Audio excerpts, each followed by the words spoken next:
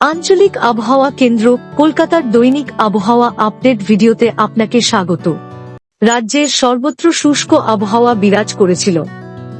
দক্ষিণবঙ্গের সর্বনিম্ন তাপমাত্রা বর্ধমানে 10.8 ডিগ্রি সেলসিয়াস, উত্তরবঙ্গের সমতলে আলিপুরদুয়ারে 9 ডিগ্রি সেলসিয়াস এবং পাহাড়ি অঞ্চলে দার্জিলিংয়ে 4.8 ডিগ্রি সেলসিয়াস রেকর্ড করা হয়েছে।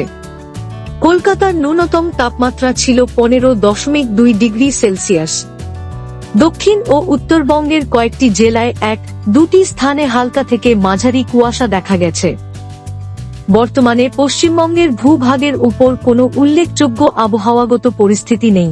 আগামী 2 দিনে উত্তরবঙ্গের জেলাগুলিতে সকালের সময় 1-2টি স্থানে ঘন কুয়াশা থাকার সতর্কতা থাকছে। 23 তারিখে মালদা, উত্তর ও দক্ষিণ দিনাজপুর এবং কোচবিহার জেলায় এবং 24 তারিখে উত্তর দিনাজপুর, দার্জিলিং, জলপাইগুড়ি ও কোচবিহার জেলায় ঘন কুয়াশা দেখা যেতে পারে। রাজ্যের বাকি কোথাও আবহাওয়ার সতর্কতা নেই। প্রধানত শুষ্ক আবহাওয়া থাকবে।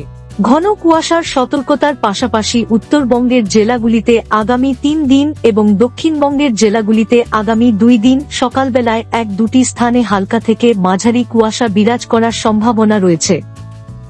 আগামী 2 দিন পশ্চিমবঙ্গের জেলাগুলিতে ন্যূনতম তাপমাত্রার উল্লেখযোগ্য কোনো পরিবর্তনের সম্ভাবনা নেই। এরপর পরবর্তী 3 দিনে উত্তরবঙ্গে কিছু কিছু স্থানে ন্যূনতম তাপমাত্রা প্রায় 2 ডিগ্রি সেলসিয়াস পর্যন্ত সামান্য হ্রাস পেতে পারে এবং দক্ষিণবঙ্গে কিছু কিছু স্থানে 2 থেকে 3 ডিগ্রি সেলসিয়াস পর্যন্ত ধীরে ধীরে হ্রাস পেতে পারে। তার পরবর্তী 2 দিনে রাজ্যের সর্বত্র ন্যূনতম তাপমাত্রায় উল্লেখযোগ্য কোনো পরিবর্তনের সম্ভাবনা নেই।